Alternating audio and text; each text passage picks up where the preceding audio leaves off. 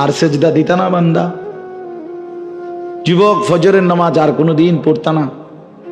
তোমরা যারা খোদার 365 দিনে ফজরের নামাজ কোনোদিন পড়ো না, আমার ভাই, তাইলে আর পড়তা না কোনোদিন? 30 বছর ধরে যারা সুদ খাচ্ছেন, মিথ্যা বলতেছেন, ওজনে কম দিতেছেন, কিস্তির লেনদেন করতেছেন, বাপ, তাইলে আপনি আর কোনোদিন এই নাফরমানি ছাড়তেন না? হ্যাঁ, 20 বছর ধরে যার ঘরে রঙিন টেলিভিশন চলতেছে, প্রতিদিন আপনার বিবি বাচ্চা ছেলে মেয়েগুলো প্রতিদিন রঙিন সিনেমায়, নাটক, সিনেমা, নাচ গান দেখতেছে, এটা আর কোনোদিন আপনার ঘর থেকে বন্ধ হবে না? না, এইভাবেই কবরে চলে যাবেন। 60 বছর বয়স, এই বিড়ি সিগারেট এখনো খান, এই বিড়ি সিগারেট খাইতে খাইতে কবরে চলে যাবেন। 30 বছর ধরে দাড়ি কাটতে কাটতেই কবরে চলে যাবে। আহা, মুসলমান তো এত পাষাণ হওয়ার কথা না, এত শক্ত হওয়ার কথা না তো বাপ। তো ওই ডাকাত সর্দার ফুজাইল ইবনে আয়াজ, তিনি এই রাত গভীরে এই আয়াতটা শুনছে যে আল্লাহর বান্দা বলতেছে, আল্লাহর কোরআন, আল্লাহ ডাক দিছে, আমার ইমানদার বান্দা, আজও সময় হয়নি? আমার দিকে ফিরবা না? আমার কাছে আসবা না? আমারে সেজদা দিবা না বান্দা?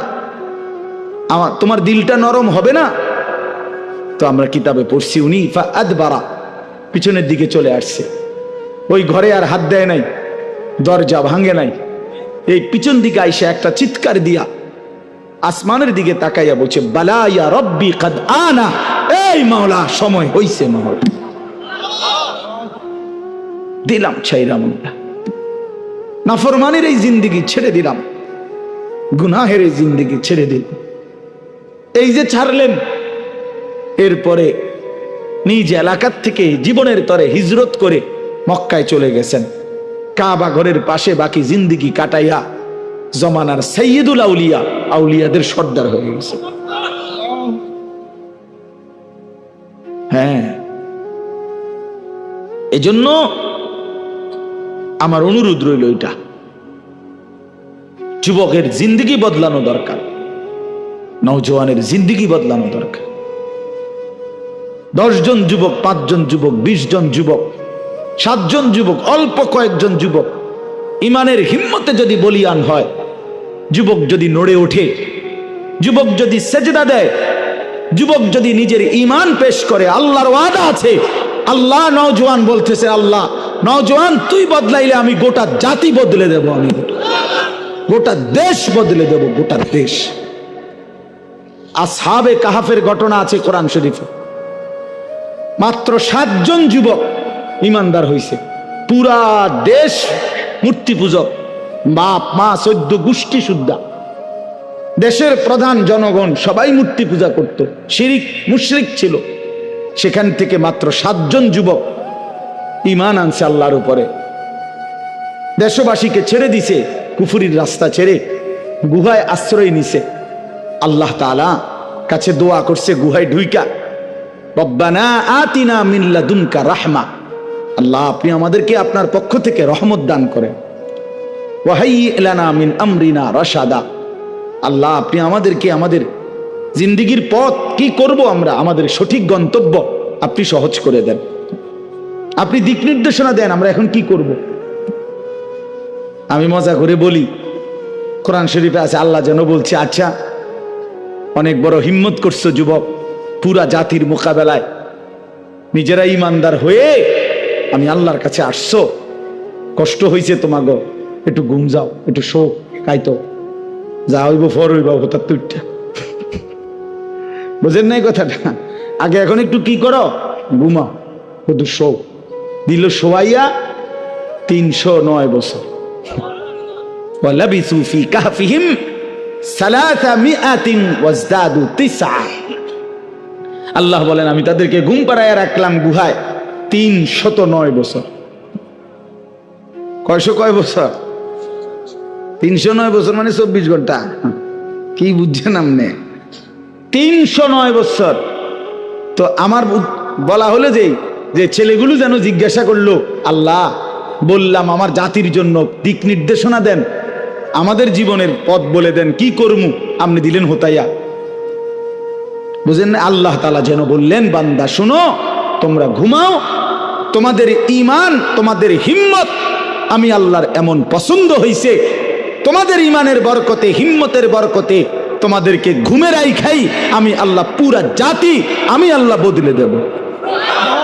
কোরআন শরীফে আছে 309 বছর পরে সেই যুবকরা ঘুম থেকে উঠে মহল্লাবাসী, দেশবাসীকে দেখছে সকলেই ইমানদার, বাদশাহ ইমানদার।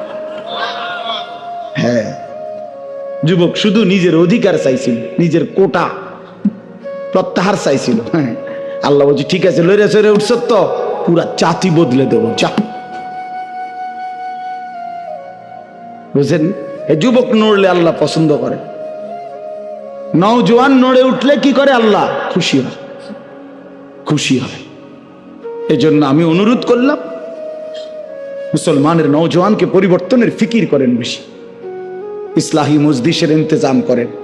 আপনারা যারা সদস্য আছেন, আপনারা সদস্য বাধ্যতামূলক ভাগ করে করে আল্লাহওয়ালাদের বিভিন্ন ইসলাহি মজলিসা হয় ঢাকাতে, আশেপাশে অনেক বড় বড় বুজুর্গদের মাসিক মজলিস হয়, কোথাও বৃহস্পতিবার, কোথাও শনিবার, এরকম আছে জায়গায় জায়গায়। এগুলোতে আপনাদের ছেলেদেরকে নিয়মিত পাঠাইবার ফিকির করবেন যে এই মাসে আমরা 10 জন ঢালকানগর হজরতের খানকায় যাব, এই মাসে আমরা 10 জন শায়েখ আল্লামা আমার শায়েখ মুফতি মুশতাকুন নবী কাসিমি হজরতের মজলিসে যাব। মানে এরকম ভাগ করে করে ছেলেরা যান। এই আসা যাওয়ার মাধ্যমে আমার খুলনার হজরত বলেন, হজরত মাওলানা মুফতি নুরুল আমিন সাহেব হজরত বলে, যেই নদীতে জোয়ার ভাটা আছে এই নদী জীবিত, জোয়ার ভাটা বন্ধ হয়ে গেলে নদী মরে যায়।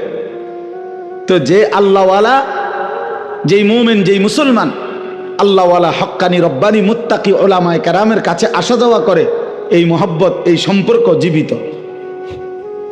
আসা যাওয়া না করলে মরে যায়, মুর্দা হয়ে যায়। এই জন্য এটা একটা ফিকির করবে, এইভাবে চেষ্টা করে বিভিন্নভাবে, অর্থাৎ ওইটাও করেন মানুষের সেবা, মানুষের কল্যাণ, এটাও হবে, কিন্তু মানুষের পরিবর্তন এটা 1 নম্বর। কথা বুঝছেন কিনা? আল্লাহ তাআলা আমার নওজোয়ান ভাইদেরকে সর্বোচ্চ তৌফিক দান করেন। সম্মানিত হাজিরিন, এবার কোরআনুল কারীমের 6টা আয়াত আমি আপনাদের সামনে পড়ছি, অল্প একটু সময় আর এই তর্জমাটা শুনাই। আমরা যারা এখানে আসছি, এখানে বসছি, আমাদের কাছে আল্লাহ তাআলার প্রধানতম চাওয়া, আল্লাহ তাআলা আমাদেরকে ঈমান দিয়েছেন, মুসলমান পরিচয় দিয়েছেন, এটা আল্লাহ তাআলার সবচেয়ে বড় ইহসান ও কারাম। কোন মানুষের উপরে আল্লাহর সবচেয়ে বড় দয়াটা কি? সবচেয়ে বড় দয়া হলো যাকে আল্লাহ তাআলা ঈমান দান করেছেন, কালেমা লা ইলাহা ইল্লাল্লাহ, এই দৌলত যাকে আল্লাহ দিয়েছেন, যার কলিজার মধ্যে কালেমা আছে, যার জবানে কালেমা আছে, যার জিন্দেগীর মধ্যে কালেমা আছে, এটাই আল্লাহর পক্ষ থেকে দেওয়া সর্বশ্রেষ্ঠ নিয়ামত। সর্বশ্রেষ্ঠ নিয়ামত আল্লাহ তাআলা আমাদেরকে দিয়েছেন। কালেমার মোকাবেলায় 7 আসমান ও জমিন কিছুই না। নবী সাল্লাল্লাহু আলাইহি ওয়াসাল্লাম বলেন, 7 আসমান ও জমিনকে যদি এক পাল্লায় রাখা হয়, কালেমা লা ইলাহা ইল্লাল্লাহকে যদি ভিন্ন পাল্লায় রাখা হয়, নিশ্চিত কালেমার পাল্লাটাই ভারী হবে। তো আল্লাহ তাআলা সেটা আমাদেরকে দিয়েছেন। আমরা নিজেদেরকে মুসলমান পরিচয় দেই না? আমাদের এখন এখানে আমরা যারা বসছি, যে কেউকে যদি বলি কালেমাটা বলেন, স্বাচ্ছন্দ্যে স্বতঃস্ফূর্তভাবে বিনা সংকোচে সে বলবে, ঠিক কি না বলেন না কেন? কারণ এই নিয়ে তার কোনো অসন্তুষ্টি নাই, এই নিয়ে তার কোনো লজ্জিত কোনো অনুভূতি নাই। এমন না যে আচ্ছা হুজুর কইছেন, কইতে আছে একটু চিন্তা করে লই কমু কিনা, হ্যাঁ 2-1 রে জিগাই, আমারও তো কিছু লোক আছে, এমন কেউ বলবে? এত বড় গাদ্দার আশা তো করি এখানে নাই, ঠিক কি না? তাইলে এই যে নিয়ামত আল্লাহ আমাদেরকে দিয়েছে, আল্লাহ দয়া করে দিয়েছেন। ভাই, আমি কেন মুসলমানের ঘরে জন্ম নিলাম, আরেকজন কেন নাফরমানের ঘরে জন্ম নিল? এক্ষেত্রে আমারও কোনো যোগ্যতা নাই, তারও কোনো ব্যর্থতা নাই, সবটাই রব্বে কারীমেরই ফায়সালা। আল্লাহর ফয়সালা। আমি গত আগস্ট মাসে এক চিল্লা সফরে ছিলাম, উত্তরবঙ্গ দিনাজপুর। এই 40 দিনের সফরে আমি একদিন 72 বছর বয়স্ক একজন হিন্দু লোককে কালেমার দাওয়াত দিছিলাম। 3 জন আলেম মিলে আমরা, ওনার 2 ছেলে মুসলমান কিন্তু চাচা হিন্দু। 72 বছর লোকটার বয়স। 2.5 ঘন্টা ওনারে বুঝাইছিলাম। আমরা 3 জন কাঁদছিলাম। আমি কাঁদছি ওই চাচার জন্য।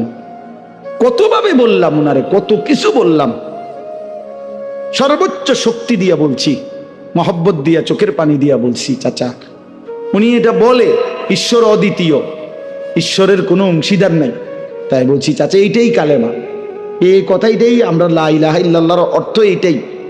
আপনি এটা শুধু এই লা ইলাহা ইল্লাল্লাহ মুহাম্মাদুর রাসূলুল্লাহ কালেমাটা বলেন, আপনি আজীবনের জন্য অনন্তকালের জাহান্নাম থেকে বাইচা যাবেন। কিন্তু সেই ভদ্রলোক বলতেছে না, আমি এটা বলবো না, কোনোভাবেই বলে নাই।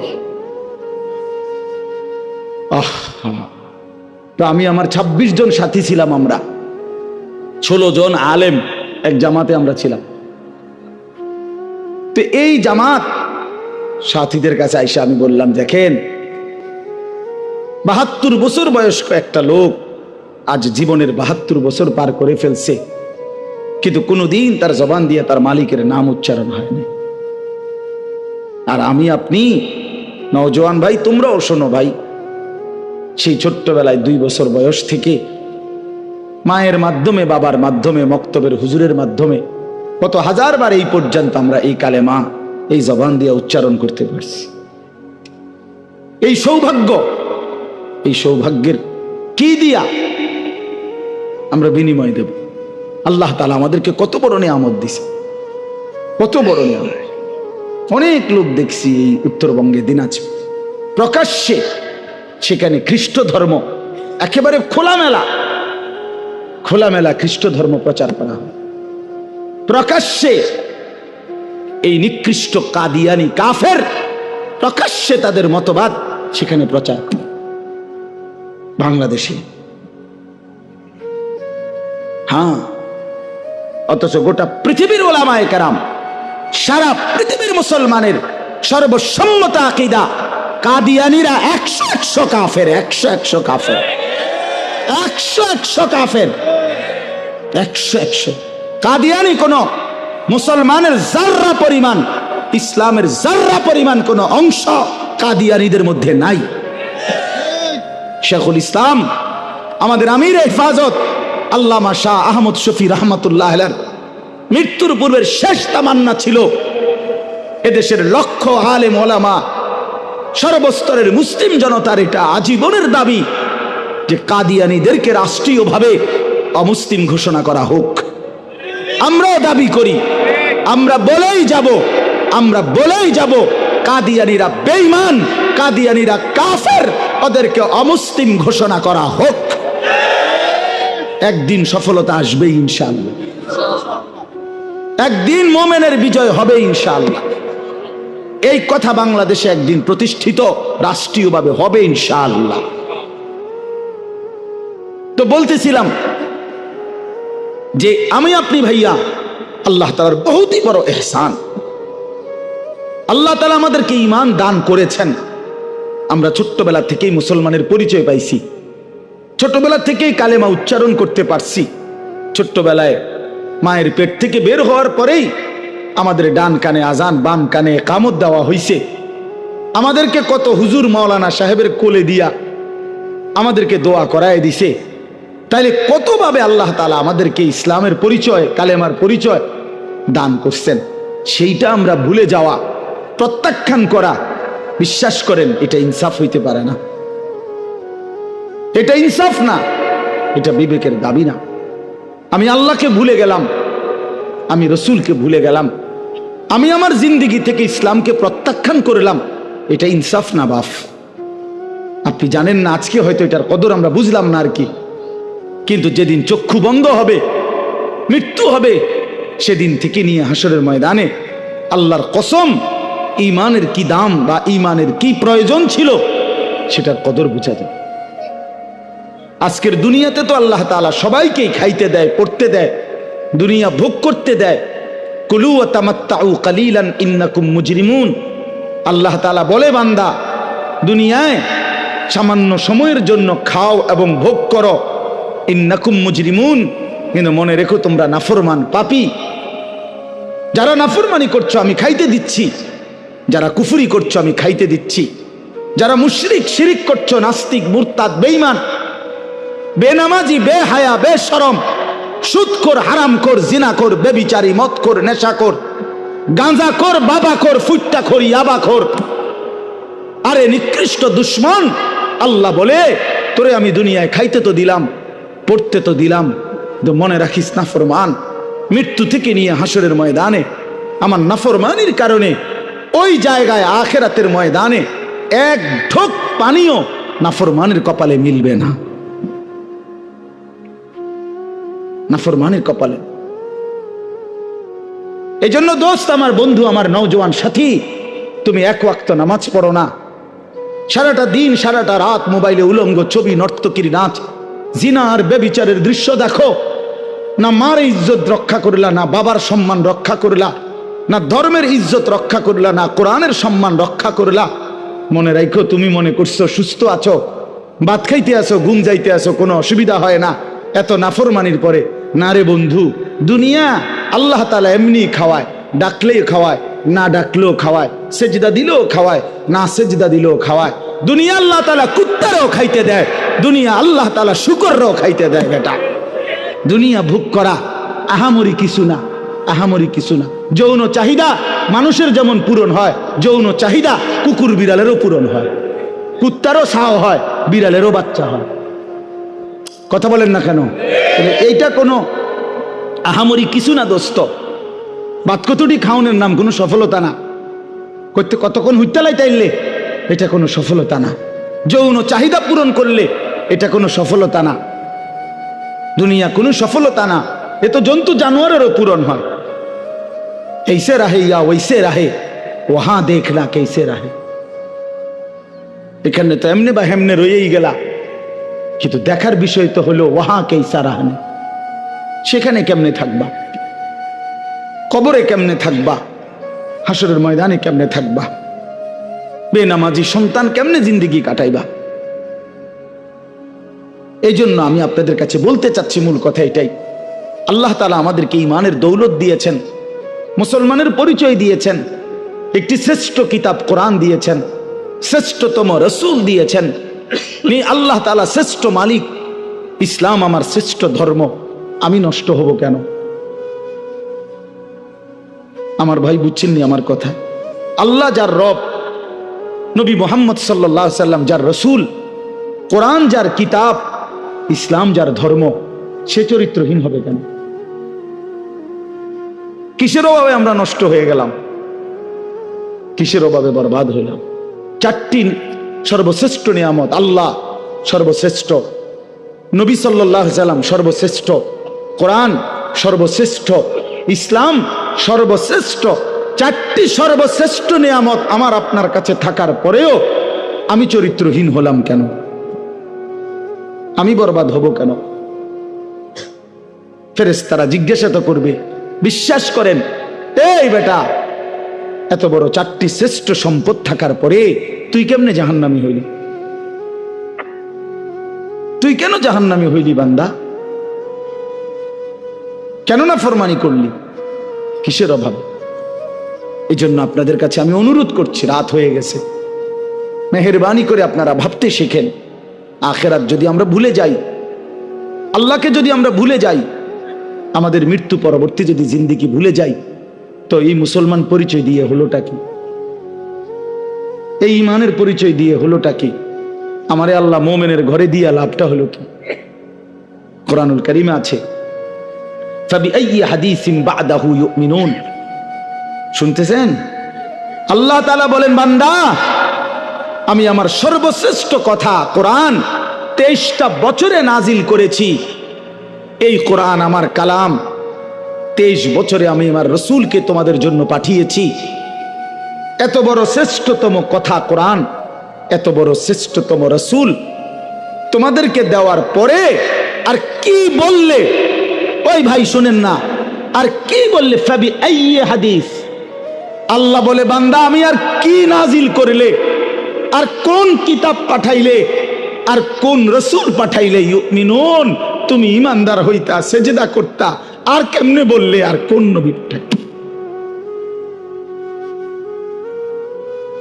বলো ভাই, এখানে যারা নামাজ পড়ো না তোমরা কও ভাই,